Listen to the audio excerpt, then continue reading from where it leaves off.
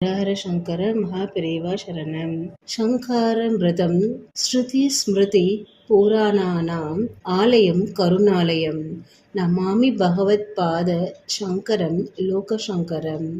ஸ்ரீ மகாபிரிவாள் தினமும் அதிகாலையில் படுக்கையிலிருந்து எழுந்திருக்கும் போது ஸ்ரீஹரி ஸ்ரீஹரி என்று உச்சரித்து கொண்டு எழுந்திருப்பார். கல்லூரி மாணவன் ஒருவன் இதை பார்த்தான்.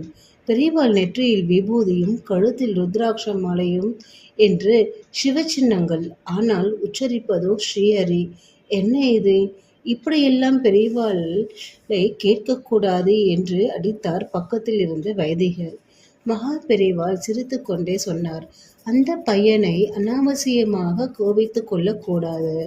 அவன் சந்தேகத்தை கேட்கட்டும், நான் பதில் சொல்கிறேன் என்று கூற மறுபடியும் அந்த பையன் கேட்டான்.